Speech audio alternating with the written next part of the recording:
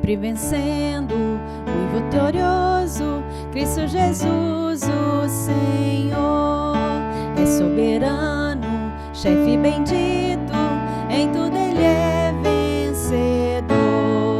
Ele o supremo, guiando com seu imenso poder.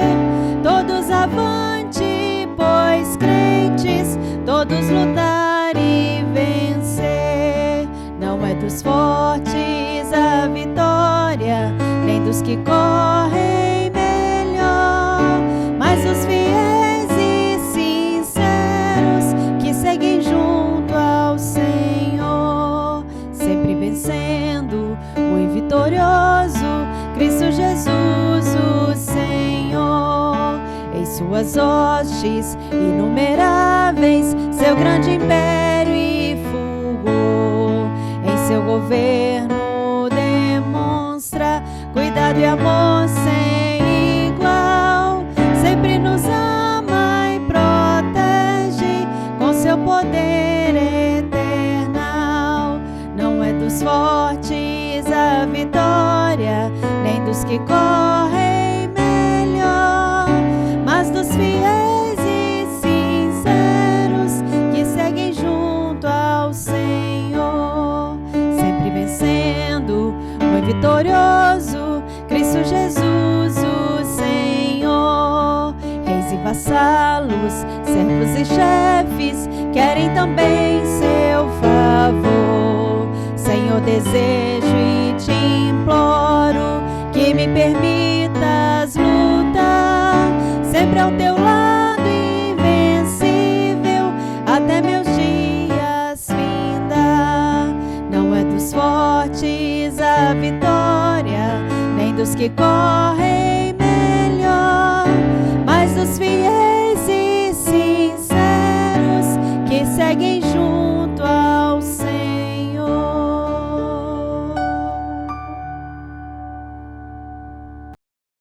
Bom dia, irmãos, graça e paz. Nesse momento nós vamos continuar nossa escola bíblica dominical. Nesse momento nós vamos ler a palavra do nosso Deus, agora com o Salmo de número 3. Salmo de número 3. Abramos as nossas Bíblias e vamos acompanhar a leitura da palavra de Deus. O Salmo de número 3 fala da seguinte forma: confiança em Deus na adversidade. Salmo de Davi, quando fugia de Absalão, seu filho. Versículo 1. Senhor, como tem crescido o número dos meus adversários. São numerosos os que se levantam contra mim. São muitos os que dizem de mim: não há em Deus salvação para ele. Tu, porém, Senhor, és o meu escudo, és a minha glória e o que exaltas a minha cabeça. Com a minha voz clamo ao Senhor, e ele, do seu santo monte, me responde. Deito-me e pego no sono, acordo, porque o Senhor me sustenta. Não tenho medo de milhares do povo que tomam posição contra mim de todos os lados. Levanta-te, Senhor, salva-me, Deus meu, pois feres nos queixos a todos os meus inimigos e aos ímpios quebras os dentes. Do Senhor é a salvação e sobre o teu povo a tua bênção. Amém? Graças a Deus. Vamos orar. Senhor Deus, nós te agradecemos pela tua palavra que nos reanima, que nos faz confiar cada dia mais na tua palavra. Senhor, que nós possamos estar mesmo diante das adversidades, confiando no teu nome, confiando, Senhor, na tua proteção para as nossas vidas.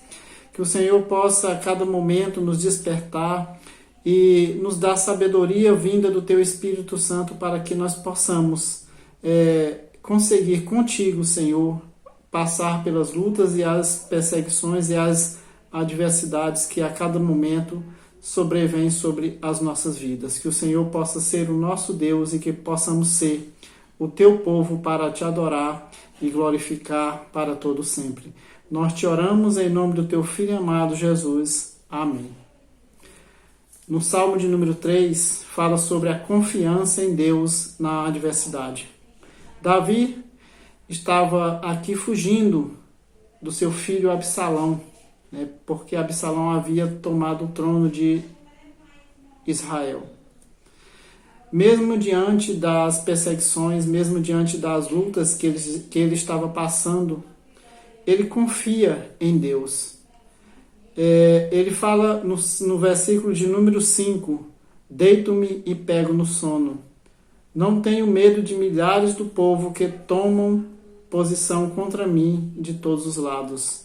Mesmo diante do inimigo próximo, mesmo do inimigo perseguindo, Davi continua confiante em Deus, porque ele, mesmo diante do inimigo o perseguindo, ele tem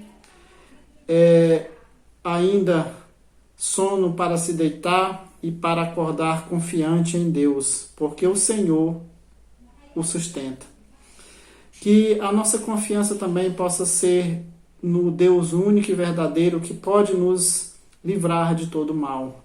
Que a nossa confiança seja total em Deus, mesmo diante das adversidades, mesmo diante das lutas, das doenças, das pandemias que ocorrem na nossa história e no nosso momento que nós vivemos hoje.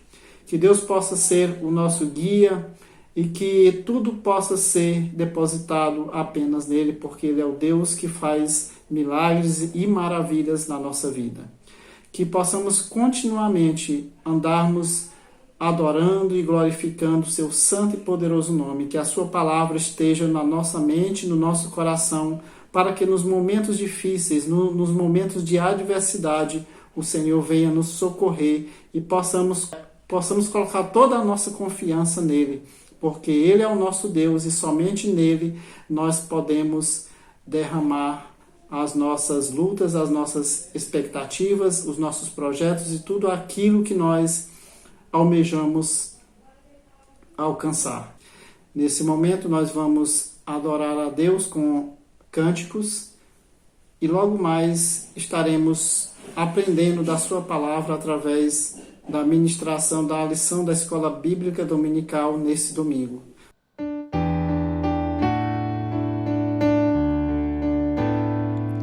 A tua palavra escondi,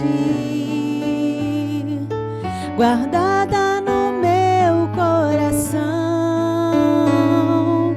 pra eu não pecar contra ti, Senhor.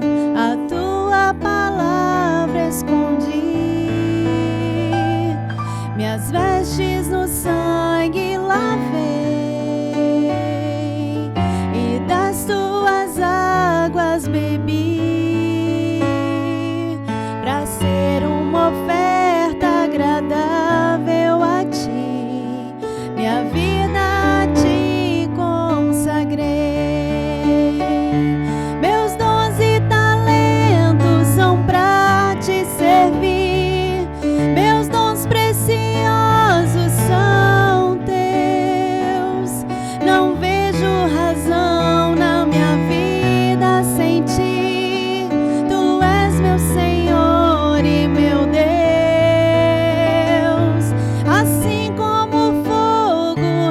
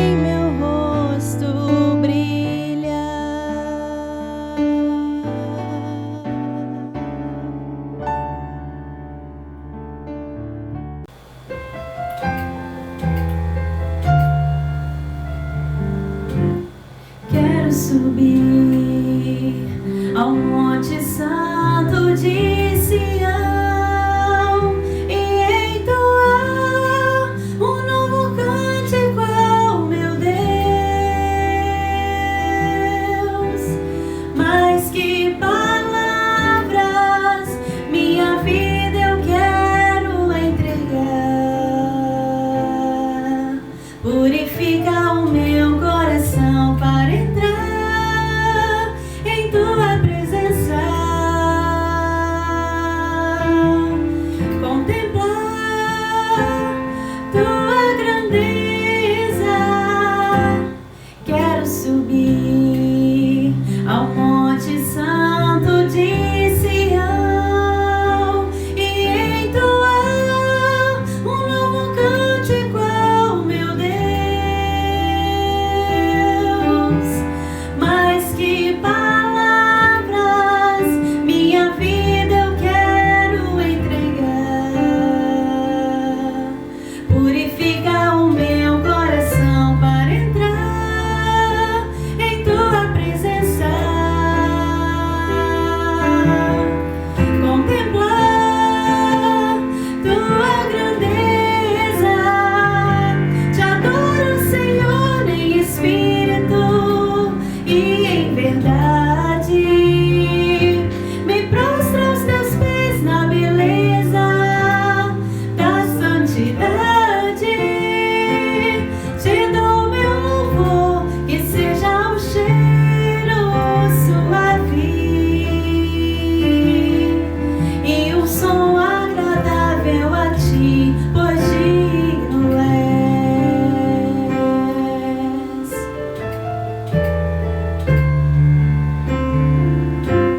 Quero subir ao Monte Santo de Sião e entoar um novo cântico ao meu Deus. Mais que palavras, minha vida eu quero entregar. Purifica o meu coração para entrar em tua presença, contemplar tua grandeza. Te adoro, Senhor, em espírito e em verdade. Me prostro aos seus pés na beleza da santidade. Te dou meu louvor, que seja um cheiro suave e um som agradável a ti, pois digno és. Te dou meu louvor, que seja um cheiro suave e um som agradável a ti, pois digno és.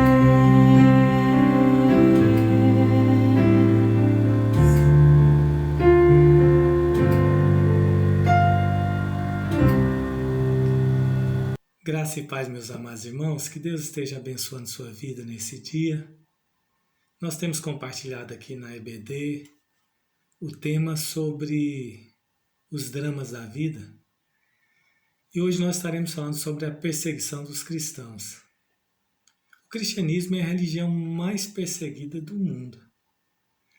80% das pessoas que sofrem perseguição por causa da fé são cristãs.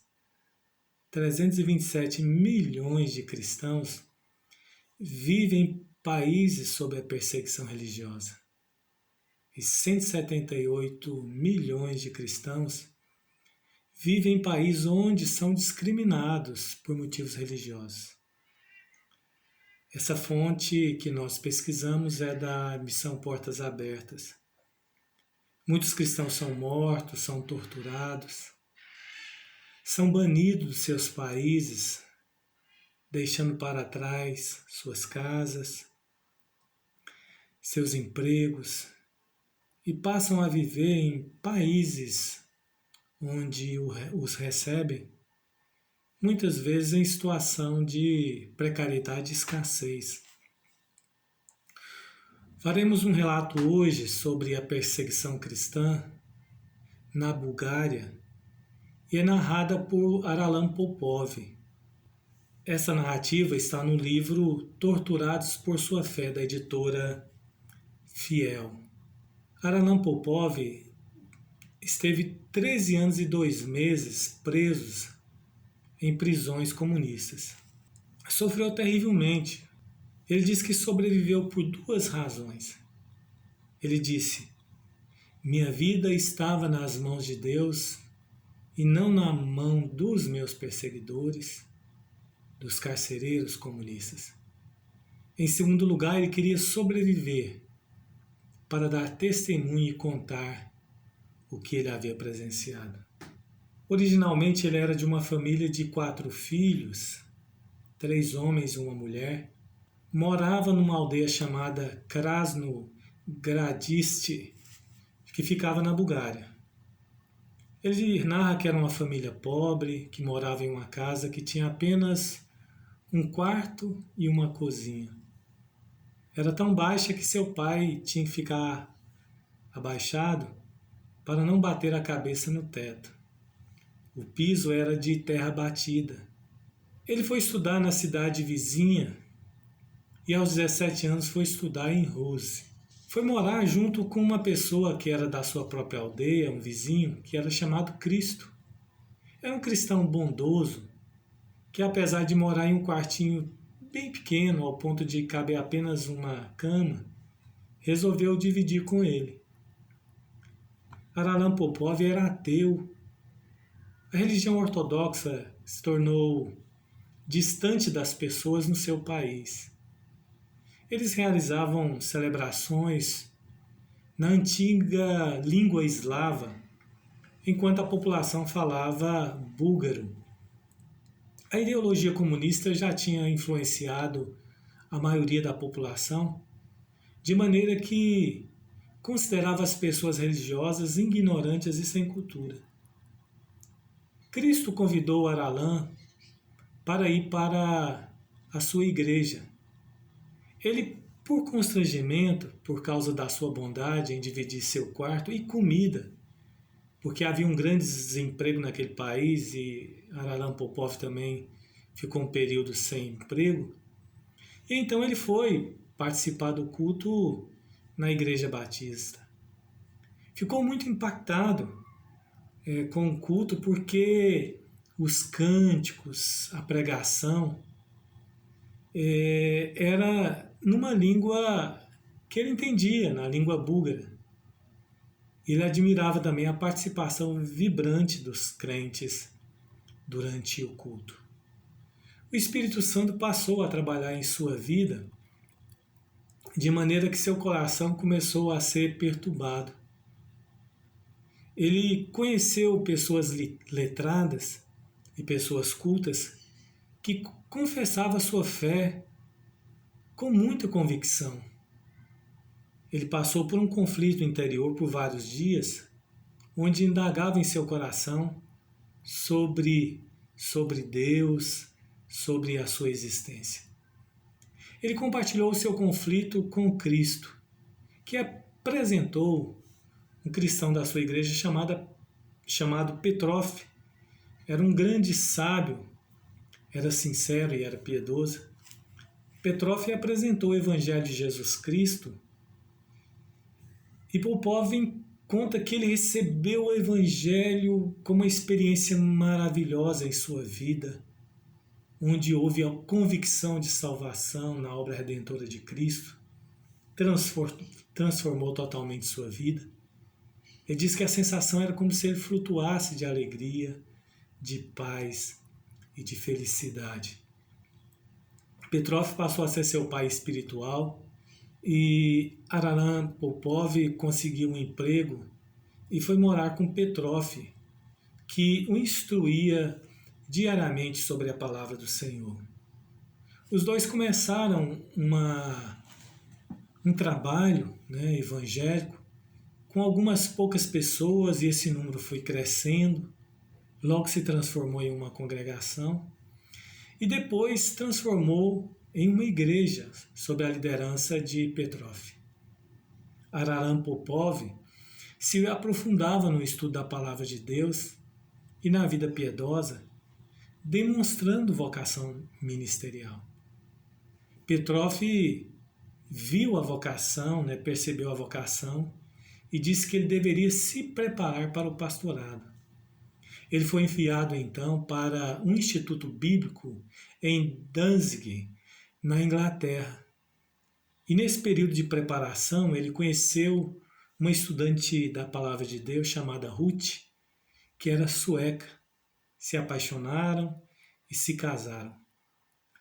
Concluindo o preparo, foram para a Bulgária, onde o evangelho prosperou muito sob o seu ministério. Em poucos anos estava pastoreando a maior igreja evangélica da Bulgária. Ele assistia a várias congregações que eram formadas nas regiões, e ele assistia através do seu ministério pastoral. Durante 16 anos teve uma vida feliz com sua família, teve 2 filhos e tinha um ministério muito abençoado. Em 1944, ele narra que a Rússia trouxe o comunismo para a Bulgária e se instalou ali, e levou 3 anos para se consolidar naquele país. E nesse tempo as igrejas evangélicas expandiram muito. Foi um tempo que Popov diz que Deus preparava o povo para os anos difíceis que haveriam de vir. A grande perseguição começou com uma campanha de difamação dos pastores. Eram acusados de traidores, de mercenários, de exploradores. Logo foram tirados de suas funções e foram colocados para fazer trabalhos servis, como por exemplo a limpeza pública. No lugar deles eram colocados, como Popov chama, fantoches que apoiavam o comunismo. Queriam desmoralizar os pastores, por isso os acusaram de espiões da Inglaterra e dos Estados Unidos. Todos os crentes fiéis e pastores que não se rendiam ao comunismo, com o tempo foram presos e os pastores eram acusados de espionagem. Aralan Popov afirma no seu livro que o comunismo é tão cruel como o nazismo.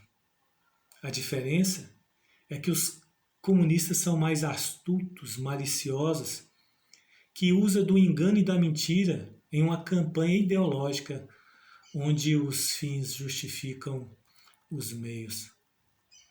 A sua casa foi, portanto, invadida por 3 homens, 2 fardados, entre as 4 horas da manhã. E eles ficaram entre as 4 da manhã às 7 da manhã, revirando toda a casa, procurando provas para o incriminar. Às 7 da manhã, ele foi sequestrado diante da sua família, na frente da sua esposa e da sua filhinha, que estava aos prantos, e nem pôde despedir do seu filhinho, que ainda estava dormindo.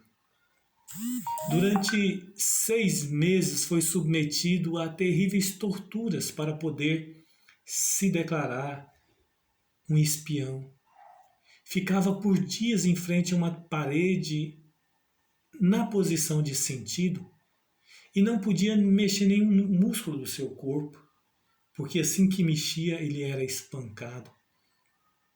Não podia fechar os olhos e passava ali várias horas e até dias de frente para uma parede muito branca, a 20 centímetros da parede, e os seus olhos começavam a arder muito, e ele disse que ficava como se estivesse em brasas.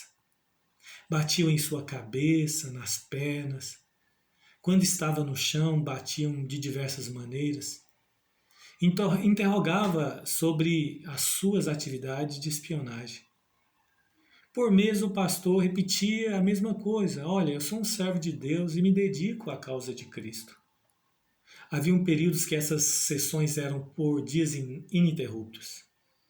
Eram 3 turnos de 8 horas, onde os interrogadores e os torturadores se alternavam. Tinham pequenos intervalos para a refeição. E havia dias que eram torturados sem nem poder ir à cela, sem nem poder beber ou comer. Às vezes tinham que ficar com suas mãos levantadas. E faziam isso até ao ponto que a pessoa não aguentasse mais e desmaiada caía. Ele conta que chegou a ficar 14 dias seguidos nessa condição de tortura, sem poder beber, se mexer ou beber água. Dizia que suas pernas ficavam inchadas enormemente por falta de circulação, o corpo doía por todas as partes, os olhos ardiam. Diz que isso era terrível. O alimento na prisão ali era uma sopa fedida, que tinha a quantidade de 6 colheres e 2 fatias de pães, e eles davam isso somente uma vez por dia, porque o objetivo era causar fome, mas manter a pessoa viva. A cela era gelada, dormia no chão frio, tinha um balde usado como latrina, e a cela era infestada de percevejos e outros parasitas que passavam a noite picando os presos, e eles não podiam dormir. Os prisioneiros às vezes passavam a noite matando os insetos, diz que as paredes ficavam vermelhas com o seu sangue que era sugado pelos insetos. A violência intensificava à medida que a pessoa resistia, até que a pessoa perdia completamente o senso, entrava em um estado mental em que Popov denomina de gravador, passava a ser um gravador. A pessoa, quando chegava a esse ponto, relatava que o torturador que determinava o que ele pensava, o que ele sentia, o que ele falava. Naquele momento a pessoa era destituída de sua humanidade, de sua dignidade, e se tornava uma pessoa sem vontade. Sua condição mental era completamente desfigurada. Entretanto, o mais impactante do testemunho de Araram Popov era a experiência da presença de Deus na prisão. Ele diz que em momentos difíceis a palavra de Deus na sua memória consolava seu coração. Os versículos eram recitados e fortalecia sua alma. Às vezes, em momentos terríveis, sentia uma voz de Jesus que dizia: nunca te deixarei, nunca te abandonarei. Os pensamentos sobre o sofrimento de Jesus na cruz ocupavam seu coração e tinha uma imensa gratidão por Jesus ter morrido na cruz para poder salvar a sua vida. Quando estava perto da morte, suas forças já tinham ido embora, sentia uma profunda convicção que iria se encontrar com Cristo na glória celestial. E até ficava decepcionado quando o torturador não concluía o serviço o matando e tinha que continuar naquele lugar cruel e não nos braços do Senhor Jesus na glória. Vivia em oração pelos seus torturadores, pelos prisioneiros e por sua igreja e pela sua amada família. Evangelizava sempre quando tinha oportunidade, demonstrando o grande amor de Deus em Cristo Jesus. Gostaria de convidar você a abrir sua Bíblia na segunda carta de Paulo aos Coríntios, capítulo 1, dos versículos 3 ao versículo 11. Então, segunda carta de Paulo aos Coríntios, capítulo 1, de 3 a 11. Gostaria de compartilhar aqui alguns frutos que surgem na perseguição do crente fiel. Então, o primeiro fruto que surge na perseguição do crente fiel é a certeza da presença de Deus. Veja o que é que diz o versículo 3. Bendito seja o Deus e Pai do nosso Senhor Jesus Cristo, o Pai de misericórdia e Deus de toda consolação. Deus se manifesta misericordioso na vida daquele que está sob perseguição, onde ele compreende e ele sente profundamente no seu coração a certeza da obra de Cristo, a certeza da obra da salvação, a misericórdia de Deus em perdoar seus pecados, em purificar a sua vida, em o livrar do maior sofrimento que alguém poderia ser submetido, que é o inferno que arde em chamas eternas. Aqui diz no versículo 4, é Ele quem nos conforta em toda a nossa tribulação para podermos consolar os que estiverem em qualquer angústia com a consolação que nós somos contemplados por Deus. Deus está sempre consolando seus filhos fiéis, os seus eleitos na hora da perseguição. Deus está ali através do seu Espírito Santo e é o que Popov testemunha. É que Paulo também testemunha na sua experiência de grande perseguição narrada aqui. Deus está ali presente, consolando. E o versículo 5 diz, porque assim como o sofrimento de Cristo se manifesta em grande medida a nosso favor, assim também a nossa consolação transborda por meio de Cristo. Neste momento, Deus consola através da obra redentora de Cristo. A obra de Cristo é aplicada em nossos corações, nos corações daqueles que sofrem perseguição, de maneira que, assim como a obra redentora o salva, o regenera, o transforma, através dela o Espírito Santo conforta aqueles que estão passando pela perseguição. Portanto, o fruto da perseguição é a certeza da presença de Deus na vida dos seus filhos. Um segundo fruto sobre o que surge na perseguição do crente fiel é o fortalecimento da sua fé. Veja o versículo 6. Mas se somos atribulados, é para o vosso conforto e salvação. Se somos confortados, é também para o vosso conforto, o qual se torna eficaz, suportando vós com paciência os mesmos sofrimentos que nós também padecemos. A perseguição fortalece a fé do servo de Deus.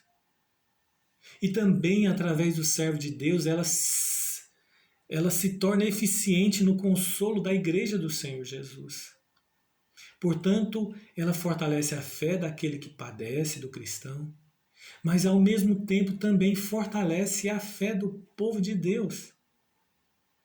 O versículo 7 diz, a nossa esperança a respeito de vós está firme, sabendo que, como sois participantes do sofrimento, assim sereis também da consolação, e de maneira que este testemunho há de fortalecer os crentes ao ponto que, quando eles vão passar também pela perseguição, eles vão ser fortalecidos por Deus, através do Espírito Santo de Deus e do testemunho daqueles que são fiéis na hora da perseguição. A perseguição também revela a fragilidade. Veja o versículo 8. Porque não queremos, irmãos, que ignoreis a natureza da tribulação que nos sobreveio na Ásia, porquanto foi acima das nossas forças, ao ponto de desesperarmos até da própria vida. A tribulação revela nossa fraqueza, que nós somos frágeis. Essa perseguição pode ter ocorrido na cidade de Éfeso, durante a plantação da igreja ali. Calvino vai dizer que possivelmente foi ali que houve essa grande perseguição narrada aqui, onde Paulo vai dizer que ela foi tão intensa ao ponto que eles perderam a esperança da própria vida. Araram Popov, ele narra que depois de vários dias de torturas, já chegando ao final dos 6 meses, quando ele estava sendo preparado para um julgamento, onde ele seria julgado injustamente, acusado de espionagem, diz que o torturador encostou uma arma na nuca dele e disse, se você não se declarar espião, eu vou atirar na sua cabeça, eu vou contar até 5. Então ele começou a contar com intervalos longos, e ele diz que quando ele chegou ao número 4, ele disse que ele pegou e disse, atire, atire. Por que você não termina logo com isso? Mas é claro que aquele homem estava usando aquilo apenas como tortura. Então nós percebemos aí um sentimento de alguém que perdeu a perspectiva de viver, que a vida naquele momento já não faz sentido diante da perseguição. Paulo também narra que eles perderam, desesperaram da própria vida. Mas é interessante que o texto vai dizer: contudo, já em nós mesmos tivemos a sentença de morte, para não confiarmos em nós, e sim no Deus que ressuscita os mortos. Paulo vai dizer que Deus desvenda através da perseguição a nossa condição de fragilidade, para revelar que Ele é nosso sustento, que Ele é a base da nossa vida, que nós somos frágeis, que a vida é frágil e que nós podemos morrer a qualquer momento, mas que Deus é a nossa segurança, que nós podemos ter confiança nele, porque o que Ele conquistou por nós na cruz é durável e é eterno, de maneira que a nossa confiança deve estar posta em Deus, a nossa fé deve estar firmada em Deus e não na nossa confiança, na nossa própria confiança. O terceiro fruto que nós abordamos sobre a perseguição do crente fiel é a confiança da vida eterna e a prática da oração. O versículo 10 diz: o qual nos livrou e livrará de tão grande morte, em que temos esperado que ainda continuará a livrar-nos. Aqui está a sua confiança na vida em Cristo, na vida em Cristo que é eterna. Ainda que essa vida passe, existe a confiança na vida eterna, a confiança em Deus conquistada por meio de Cristo Jesus, que a pessoa estará na presença de Deus quando essa vida passar. Os embates dessa vida devem nos mostrar a nossa condição de fragilidade para revelar a glória eterna, para revelar que o céu é a nossa morada eterna, que lá será um lugar e nós estaremos vivendo eternamente em prazer, em alegria, onde não haverá mais dor, nem sofrimento, nem morte, onde o crente estará eternamente na presença de Deus. Deus nos livrou da morte eterna, do sofrimento eterno, através da obra de Jesus Cristo. E nestes momentos que estamos passando, praticamos a vida piedosa, a leitura da palavra, a oração. O versículo 11 diz: ajudando-nos também vós com as vossas orações ao nosso favor, para que muitos sejam dadas graças a nosso respeito, pelo benefício que nos foi concedido por meio de muitos. Neste momento exercitamos a oração. Popov, ele narra que ele orava pelos torturadores, ele orava pelos seus amigos, pela sua igreja, pela sua família, e que ele estava em oração constante o tempo todo. Paulo vai narrar aqui também, neste momento de perseguição, que também a igreja, ela vive a oração em momentos de perseguição. Passamos a ter uma vida piedosa, porque sabemos que a nossa confiança está posta em Deus e não em nós mesmos. O livro de Atos narra que a igreja, quando sofreu a primeira perseguição, a reação imediata foi se reunir para orar. E assim também devemos fazer em momentos de perseguição. Meus irmãos, no próximo domingo nós teremos um segundo estudo sobre este tema, continuaremos a falar sobre Araram Popov, e gostaria de convidá-lo a continuar assistindo, né, o nosso vídeo, né, a segunda parte. Participe dos nossos cultos, aqueles que puderem, né, presencial, não tiver nenhum impedimento, participe. E aqueles que não puderem, acompanhem nosso culto através da live, né? E, se for possível, também através do YouTube. Fiquem com Deus, nós vamos fazer uma oração e com essa oração estará encerrado. Nosso Deus e Pai, nós agradecemos por estudar a Tua Palavra, por receber do Senhor a instrução, Deus, para este momento, o momento de tribulação que muitos cristãos passam. Queremos interceder pelos Teus filhos que neste momento passam por tribulações, por perseguições em países comunistas, em países islâmicos. Ó Deus, em países onde há perseguição, como na Índia. Ó Deus, que o Senhor tenha misericórdia do Teu povo, dos Teus servos. Que o Senhor possa, ó Deus, protegê-los, guardá-los, fortalecê-los, consolá-los, ajudá-los neste momento, Deus. Ó Deus, tenha misericórdia dos líderes, pastores, dos crentes, das famílias. Aqueles que estão em países, ó Deus, como refugiados, que o Senhor também tenha misericórdia e os ajude e os fortaleça. Fortaleça o teu povo, Deus, e fortaleça a tua igreja. Nós oramos em Jesus Cristo. Amém.